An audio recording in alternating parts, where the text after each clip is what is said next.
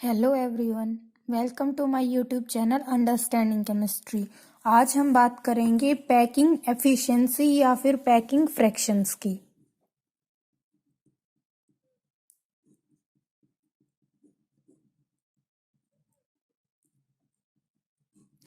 Packing efficiency या फिर packing fraction, हमने कल के लेक्चर में बात की थी क्लोज पैकिंग की।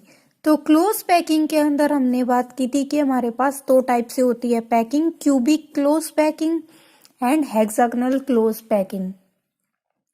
और दो टाइप के वॉइड्स भी होते हैं हमारे पास, tetrahedral void and octahedral void. अब यहाँ पे पैकिंग एफिशिएंसी या पैकिंग फ्रैक्शन का मतलब क्या है कि हमारे पास कोई भी क्रिस्टल सिस्टम है, उसके अंदर जो पार्टिकल्स प्रेजेंट होते हैं हमारे किसी भी यूनिट सेल के अंदर, वो कितना स्पेस ऑक्यूपाई कर रहे हैं। तो उस चीज को हम बोलते हैं कि जो स्पेस वो ऑक्यूपाई करेंगे उसका परसेंटेज जब हम निकालते हैं तो उस चीज को हम बोलते हैं पैकिंग एफिशिएंसी या पैकिंग फ्रैक्शन। तो क्या होता है हमारे पास पैकिंग एफिशिएंसी या पैकिंग फ्रैक्शन, क्या होता है हमारे पास, ये होता है हमारे पास कि परसेंटेज ऑफ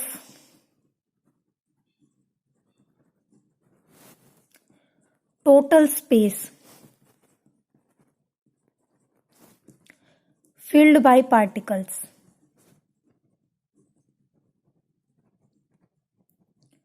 उसको हम बोलते हैं हमारा पैकिंग एफिशिएंसी या फिर पैकिंग फ्रैक्शन। इसको तो बोलेंगे पैकिंग एफिशिएंसी अगर हम इसको परसेंटेज के टर्म में देख रहे हैं तो, और अगर इसको हम देखेंगे कि the fraction of total space filled by particles, तो उसको हम बोलेंगे पैकिंग फ्रैक्शन। अब हम डिफरेंट टाइप ऑफ स्ट्रक्चर है उनके लिए अलग अलग तरीके से इसको निकालते हैं। तो पहले अगर हम बात करें सिंपल क्यूबिक यूनिट सेल की, सिंपल हमारी क्यूबिक यूनिट सेल है,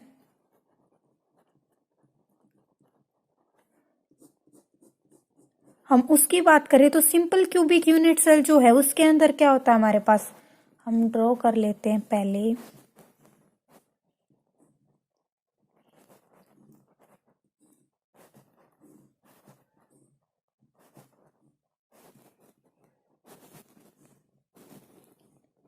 हमारी सिंपल क्यूबिक यूनिट सेल, इसके अंदर पार्टिकल्स कॉर्नर्स पे प्रेजेंट होते हैं। ऐसे पार्टिकल्स क्या होते हैं, स्फेरिकल शेप में होते हैं, उनको स्फेयर की फॉर्म में अज्यूम किया गया होता है। तो ऐसे हमारे पार्टिकल्स प्रेजेंट होते हैं उनकी लेटिस पॉइंट के ऊपर सिंपल क्यूबिक यूनिट सेल के अंदर।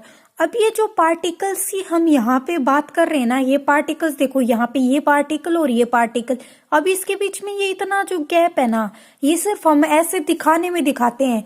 इन जनरल ये जो पार्टिकल्स प्रेजेंट होते हैं ये ऐसे प्रेजेंट होते हैं कि एक पार्टिकल ये हो गया, दूसरा पार्टिकल ये हो गया, फिर अगला पार्टिकल ऐसे होगा, फिर अगला पार्टिकल ऐसे होगा। इनके बीच में ये जो गैप है ना, ये बस दिखाने के टाइम पे ऐसे शो होता है, अदरवाइज इनके बीच में ये गैप प्रेजेंट नहीं है।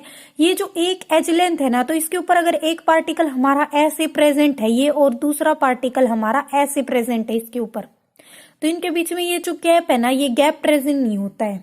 तो यहां से अगर हम एक स्फीयर की रेडियस की बात करें, स्फीयरिकल ही है पार्टिकल, तो ये आर होगी और ये आर होगी, और ये दोनों मिलके किस चीज की फॉर्मेशन कर रही है हमारी, ये दोनों मिलके हमारी एज लेंथ बना रही है इस क्यूबिक यूनिट सेल की।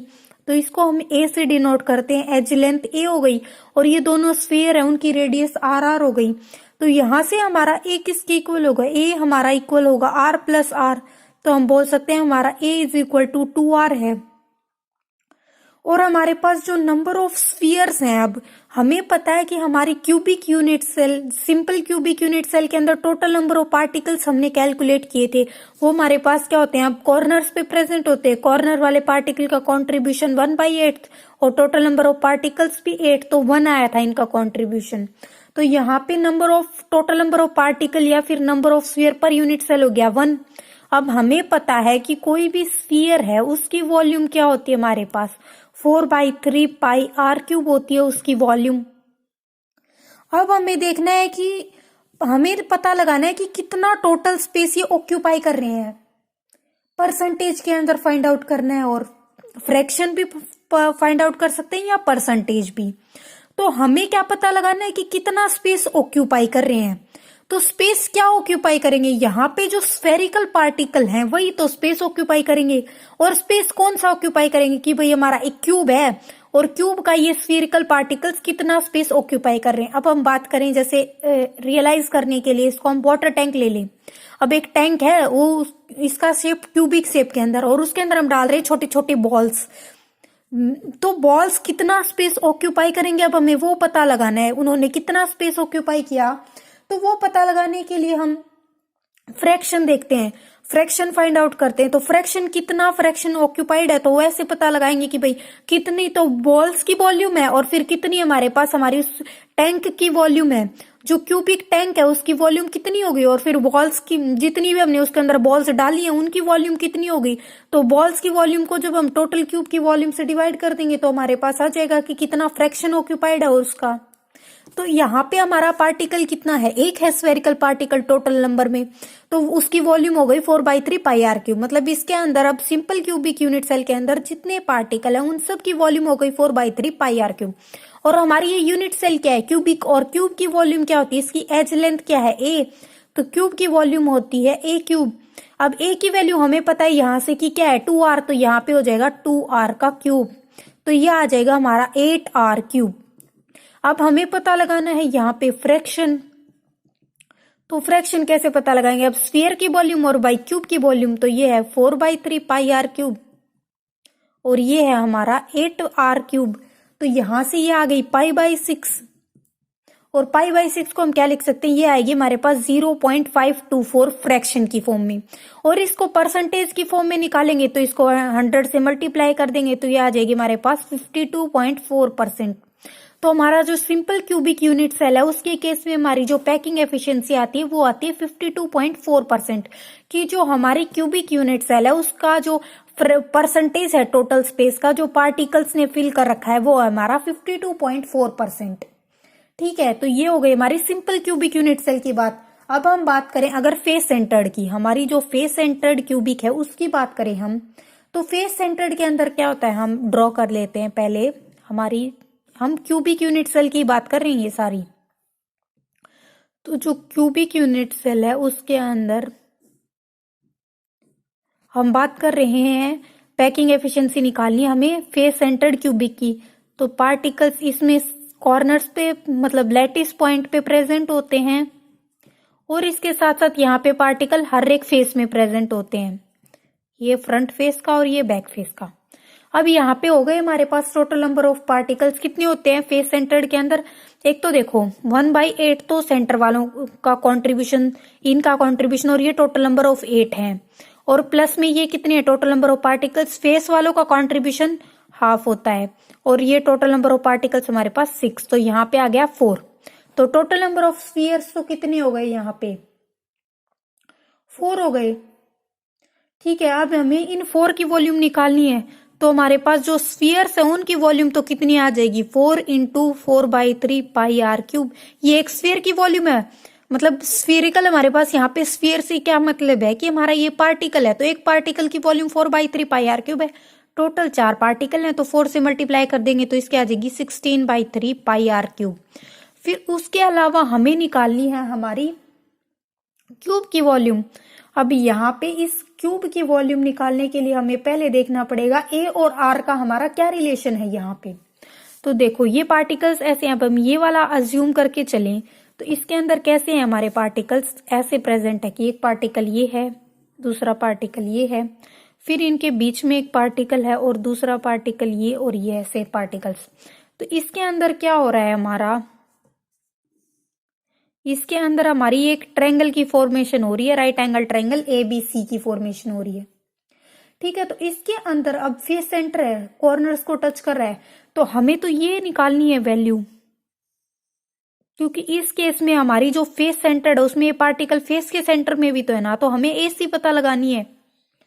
तो यहां से AC क्या होगी, अब एक तो देखो इस स्फीयर की रेडियस आएगी इसके अंदर R, फिर इस स्फीयर की रेडियस आएगी R, इस स्फीयर की फिर रेडियस, एक स्फीयर का तो हमारा आएगा पूरा डायमीटर और 2 स्फीयर्स जो है उनकी आएगी रेडियस। तो यहाँ पे जो हमारी AC है ये 4R के इक्वल आ रही है। ठीक है, और हमारी ये BC है, ये एक R तो ये हो गया और एक R ये हो गया। हमारी BC किसके इक्वल है? अब हमारी BC 2R के इक्वल है, पर हमें पता क्या लगानी है? हमें तो पता लगानी है AB। AB जो है हमारी, देखो AC यहां से क्या आई? 4R आ गई। फिर इस ट्रायंगल की हम बात करें तो दो पार्टिकल्स के बीच की जो ये तो एक क्यूब की साइड हो गई ना AB। अब जैसे ये दोनों पार्टिकल्स मान लिए हमने, तो ये क्यूब की साइड हो गई एक, तो ये A हो गई, और ये वाली भी एक क्यूब की साइड हो गई, तो ये भी A हो गई। पर हमें पता लगानी है ये वाली, तो ये AC है हमारी, तो AB और AB और BC जो है हमारी वो ये A है और AC। ऐसे तो 4R है, पर हमें R और A का जब रिलेशन देखना चाहेंगे हम, तो हम देखेंगे AC का। तो पाइथागोरस थ्योरम के अकॉर्डिंग हमारी AC क्या होगी? AC का स्क्वायर क्या होगा? BC का स्क्वायर प्लस AB का स्क्वायर। और हमें पता लगानी है AC, तो ये होगी √BC का स्क्वायर प्लस AB का स्क्वायर। तो यहां से हमारी AC तो 4R है, BC कितना है? A का स्क्वायर, और AB भी कितना है? A का स्क्वायर। तो यहां से √2A क्या आ जाएगा हमारा? 4R के इक्वल। तो यहां से हमारा A क्या आ जाएगा? 4/√2R। ये आ गई A की वैल्यू। अब हमें क्या पता लगानी है? यूनिट सेल की वॉल्यूम। तो यूनिट सेल हमारा क्यूबिक है, तो इसकी वॉल्यूम A क्यूब होती है। तो A क्या है यहाँ पे हमारा? 4/√2R।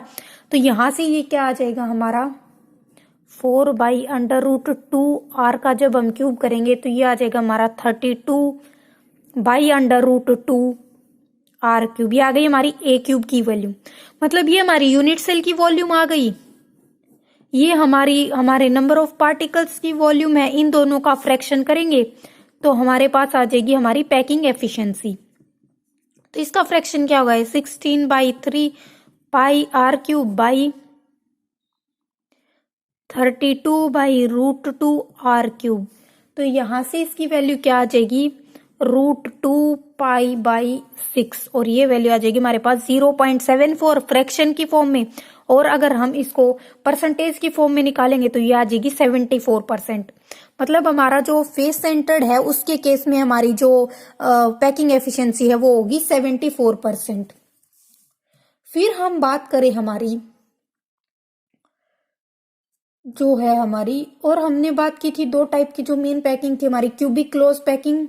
तो वो हमारी क्यूबिक क्लोज पैकिंग जो है ना वो हमारी फेस सेंटर्ड ही होती है, तो उसकी पैकिंग एफिशिएंसी भी कितनी होगी? 74 होगी। और जो फिर हमारी CCP और HCP दोनों इक्वली एफिशिएंट होती हैं, तो HCP की भी पैकिंग एफिशिएंसी 74% ही होगी। फिर हमने बात कर ली सिंपल और FCC की। अब हम बात करते हैं बॉडी सेंटर्ड की। तो बॉडी सेंटर्ड के अंदर क्या होता है? हमारा बॉडी के सेंटर के ऊपर पार्टिकल प्रेजेंट होता है। जैसे हम इसको ड्रॉ करें,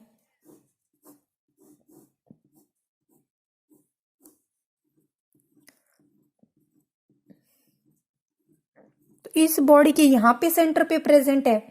तो इस केस में हमारा ये पार्टिकल B पे हो गया, ये A पे हो गया, तो ये तीनों को ज्वाइन करेंगे हम, और यहां से ये C हो गया हमारा और ये D हो गया। अब यहाँ पे हमारा जो एक तो ये फेस डायगोनल हो गया AD वाला, और AC हमारा है बॉडी डायगोनल।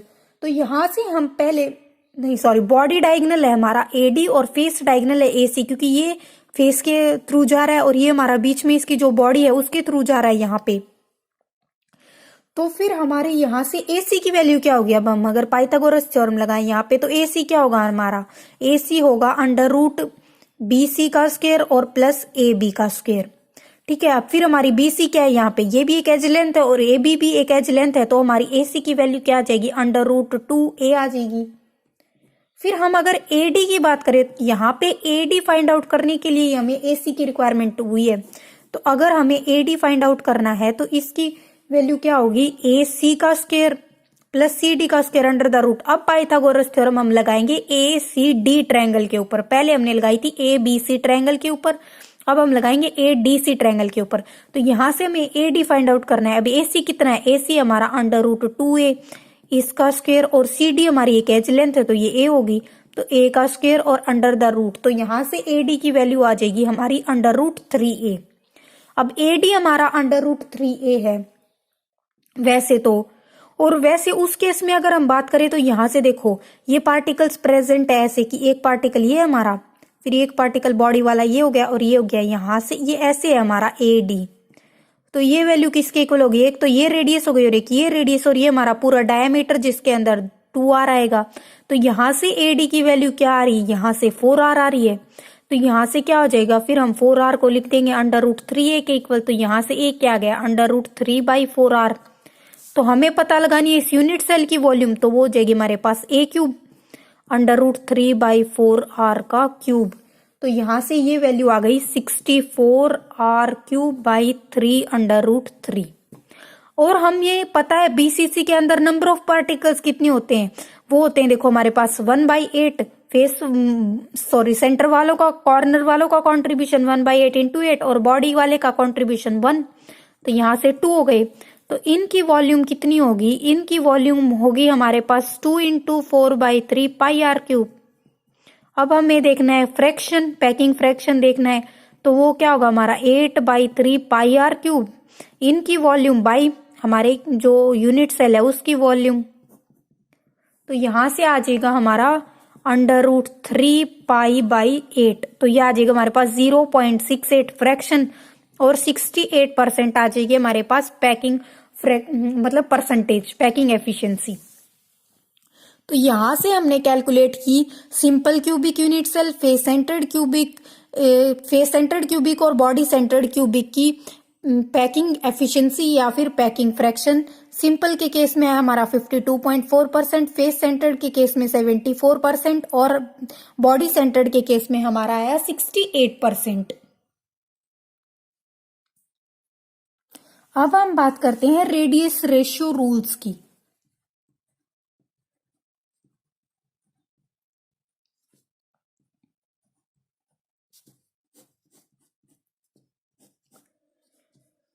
कोई भी आयनिक कंपाउंड है, अब हमने बात की थी कोऑर्डिनेशन नंबर की, तो कोऑर्डिनेशन नंबर क्या होता है हमारे पास, नेबर बताते हैं हम उसके कि कितने नेबरिंग एटम्स प्रेजेंट है, कितने नेबरिंग पार्टिकल्स प्रेजेंट है। अब यहाँ पे जब हम रेडियस रेशियो रूल्स की बात करते हैं तब हम बात करते हैं हमारे पास किसकी बात करते हैं, हम आयंस की। तो आयनिक कंपाउंड के अंदर हम कैटायन या एनायन की बात करेंगे। तो आयनिक कंपाउंड है, अब उसके अंदर कैटायन भी है, हमारा एनायन भी है। तो आयनिक कंपाउंड के केस में क्या होता है हमारा कि कोई भी कंपाउंड की स्टेबिलिटी देखनी है, अगर हमें आयनिक कंपाउंड की स्टेबिलिटी, तो उसके अंदर जितने ज्यादा इलेक्ट्रोस्टैटिक फोर्स ऑफ अट्रैक्शन होगा उतनी ज्यादा स्टेबिलिटी होगी।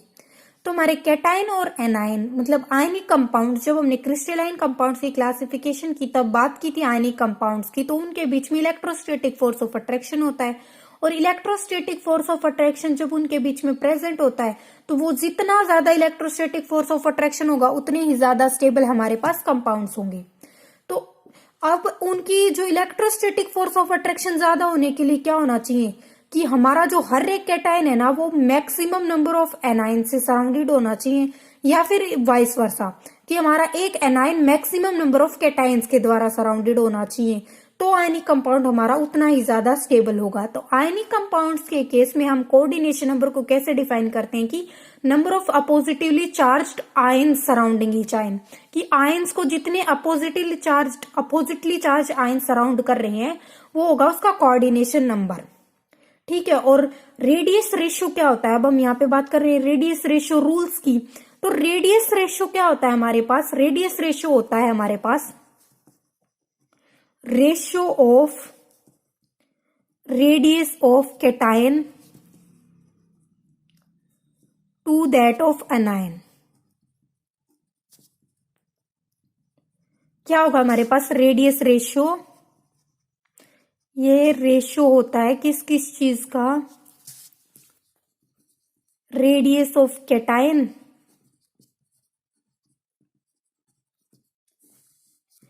Bye radius of anion.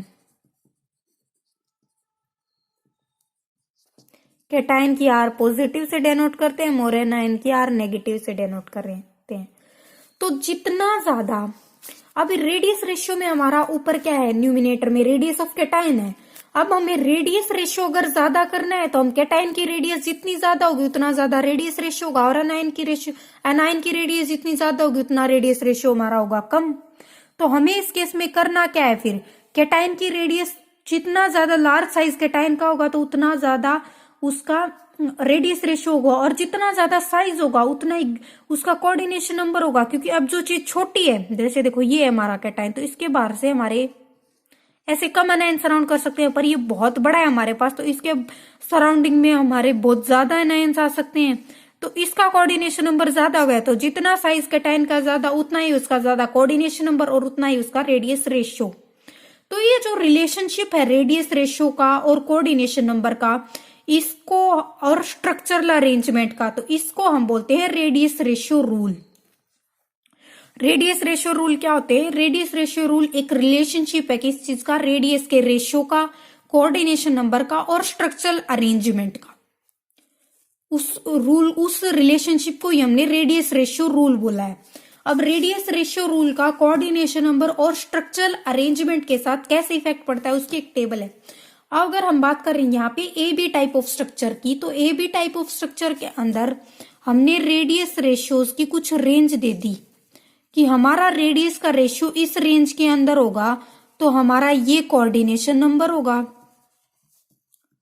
और फिर ये इसके अंदर स्ट्रक्चरल अरेंजमेंट ऐसा होगा,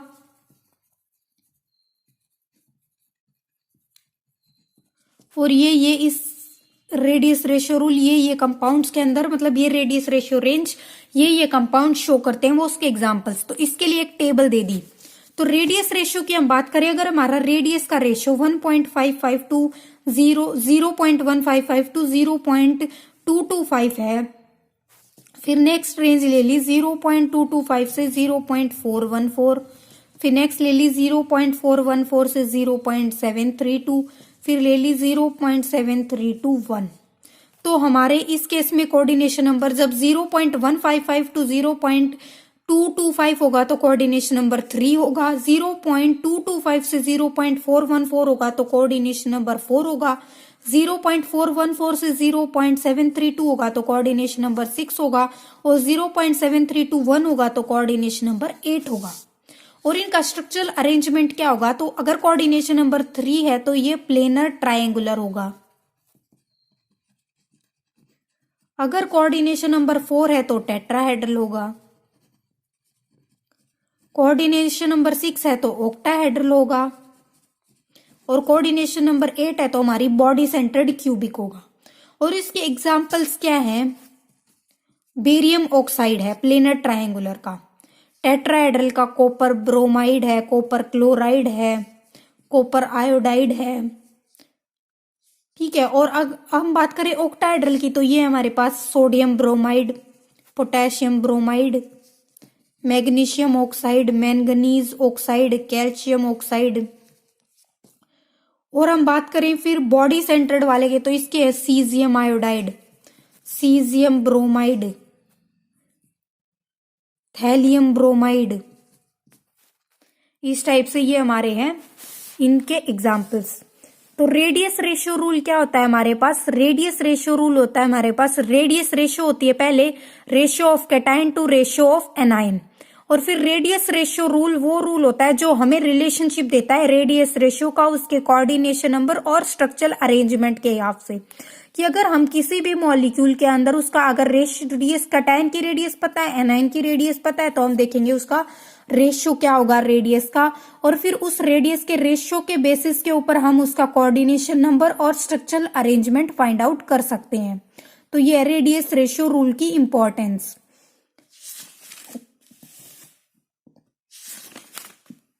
अब हम बात करते हैं कि जो हमारे पास कोई भी क्यूबिक क्रिस्टल सिस्टम है तो उसकी डेंसिटी क्या होगी?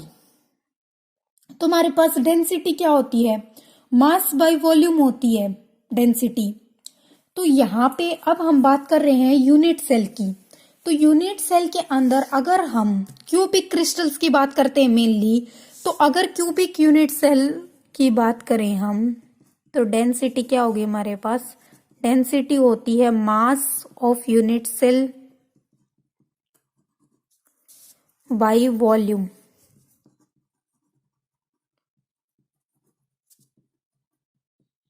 Of unit cell. तो मास क्या होगा यहाँ पे, मास अगर हम किसी भी एटम के मास की बात करें तो उसका मास क्या होता है, atomic mass by Avogadro number, वो हो जाएगा मास हर एक एटम का। तो मास क्या होगा, मास एटॉमिक मास और बाय एवोगैड्रो नंबर से उसको डिवाइड कर देंगे तो हमारे पास वो मास आ जाएगा। और वॉल्यूम क्या होगी कि अगर हम कोई भी मॉलिक्यूल है उसकी मतलब क्यूबिक यूनिट सेल है हमारी, तो उसकी एज क्या होगा ए, उसको हमने मान लिया पिकोमीटर के अंदर। तो अगर ए पिकोमीटर हमारे उसकी एज लेंथ है तो वॉल्यूम क्या होगी हमारी ए क्यूब और पिकोमीटर क्यूब। अब पिकोमीटर को हम सेंटीमीटर में कन्वर्ट करेंगे तो 10⁻⁻10 होगा, वो सेंटीमीटर ए क्यूब है और ये सेंटीमीटर क्यूब। तो यहां से ए क्यूब इंटू 10⁻⁻10 नहीं सॉरी ये 30 हो जाएगा, -30 सेंटीमीटर क्यूब। और फिर यूनिट सेल का मास क्या होगा, ये तो था हर एक एटम का मास, अब हमें पता लगाना है यूनिट सेल का मास। तो ये तो एक एटम का मास है और जितने एटम प्रेजेंट है तो नंबर ऑफ एटम्स हमने मान लिए Z, तो Z को एक एटम के मास से और नंबर ऑफ एटम्स के मास से हमने मल्टीप्लाई कर दिया तो हमारे पास आ गया टोटल मास। तो यहां से अब हम इसके अंदर वैल्यू पुट करेंगे तो हमारी डेंसिटी क्या आएगी, यहां से हमारी डेंसिटी आएगी, मास रखना है हमें ऊपर, तो मास क्या हमारा Z इंटू MyN0 और वॉल्यूम कितनी है ए क्यूब इंटू 10⁻⁻30 और इसकी यूनिट आ जाएगी ग्राम पर सेंटीमीटर क्यूब। तो यहां से जब हम इसको कैलकुलेट करेंगे, डेंसिटी को हम रो से डिनोट करते हैं, तो डेंसिटी क्या आएगी यूनिट सेल की, वो आएगी Z into M by A cube into N0 into 10⁻⁻30 ग्राम पर सेंटीमीटर क्यूब, ये आ जाएगी डेंसिटी। तो ये हमारी न्यूमेरिकल कैलकुलेशंस के लिए काफी इंपॉर्टेंट है कि हमें किसी भी यूनिट सेल की अगर हमें उसका मास दिया हुआ है या फिर नंबर ऑफ एटम्स दिए हुए हैं तो हम उसकी फिर वॉल्यूम एज लेंथ दी हुई है तो हम उसकी डेंसिटी फाइंड आउट कर सकते हैं। अब हमने एक और चीज की बात की ना, कोऑर्डिनेशन नंबर की बात की अब इन क्रिस्टल सिस्टम्स के अंदर। तो कोऑर्डिनेशन नंबर के ऊपर टेम्परेचर प्रेशर का क्या इफेक्ट पड़ेगा, हमें बात करनी है किसी भी क्रिस्टल सिस्टम के अंदर अगर हम टेम्परेचर या प्रेशर उसके ऊपर अप्लाई करें, उसको चेंज करें तो उस क्रिस्टल के ऊपर क्या इफेक्ट पड़ेगा। तो उस क्रिस्टल के ऊपर इफेक्ट देखने के लिए हमें पहले देखना होगा कि उसके कोऑर्डिनेशन नंबर के क्या ऊपर क्या इफेक्ट पड़ता है। तो अगर हम प्रेशर इंक्रीज कर दें तो कोऑर्डिनेशन नंबर इंक्रीज होगा और हम अगर टेम्परेचर इंक्रीज कर दें तो कोऑर्डिनेशन नंबर हमारे पास डिक्रीज होगा। मतलब जो हमारा कोऑर्डिनेशन नंबर है वो डायरेक्टली प्रोपोर्शनल टू प्रेशर होता है कि प्रेशर इंक्रीज करेंगे तो कोऑर्डिनेशन नंबर इंक्रीज होगा, जबकि जो कोऑर्डिनेशन नंबर है हमारा वो इनवर्सली प्रोपोर्शनल टू टेम्परेचर होता है। ठीक है, तो कोऑर्डिनेशन नंबर के ऊपर अगर हम किसी भी क्रिस्टल का टेम्परेचर या प्रेशर चेंज करेंगे तो इस टाइप से उसका कोऑर्डिनेशन नंबर चेंज होगा।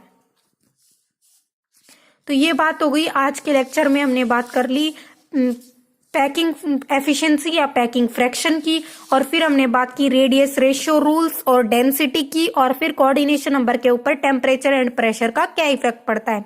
इन टॉपिक्स के अंदर कोई भी डाउट हो आपको तो आप कमेंट्स में पूछ सकते हैं। Thank you.